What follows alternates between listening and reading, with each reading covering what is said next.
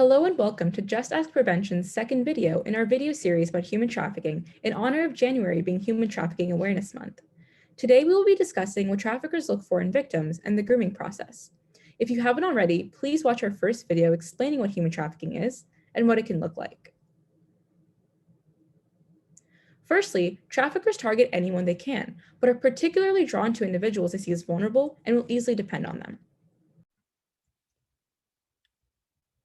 People who might be vulnerable to trafficking include, but are not limited to, 1. People who have unstable living situations, such as those who have a history of domestic violence, have a caregiver or family member struggling with substance abuse, and are runaways involved in the juvenile or foster care system.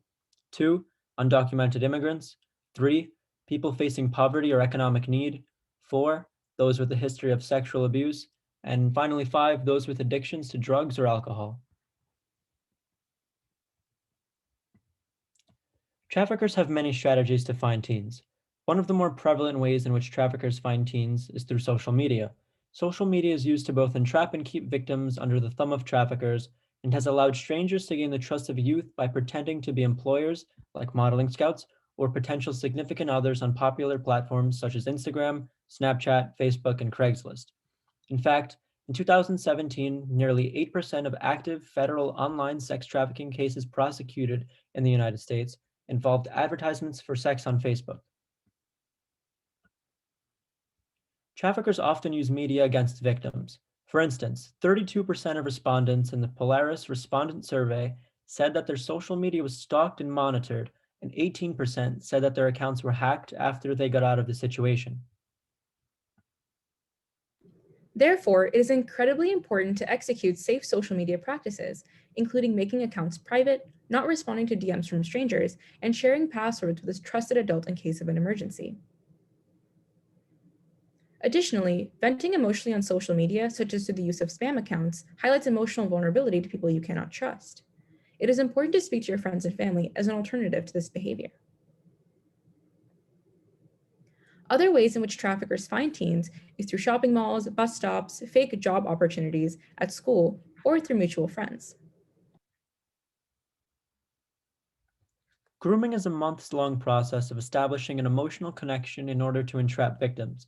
It can be broken down into 3 steps: recruitment, connection, and entrapment.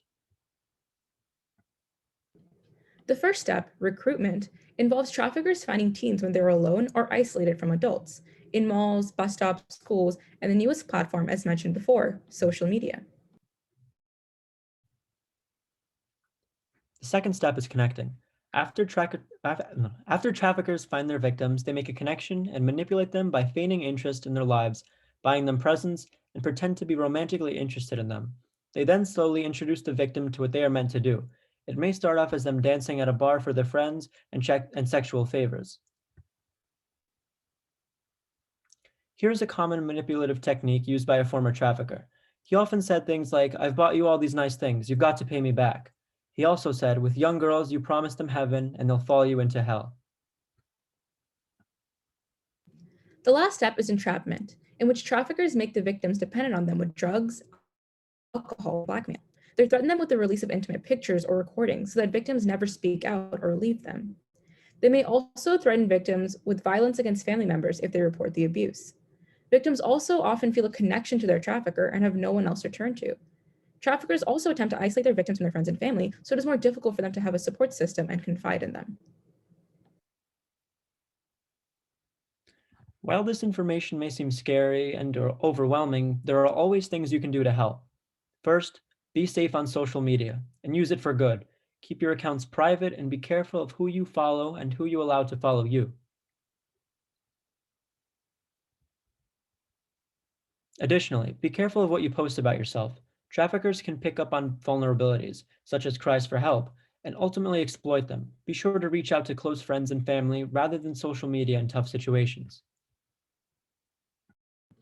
Lastly, talk to your friends about this issue too. Looking out for others on social media can be a crucial way to prevent exploitation. Sometimes this conversation can be uncomfortable, but it can potentially save someone's life.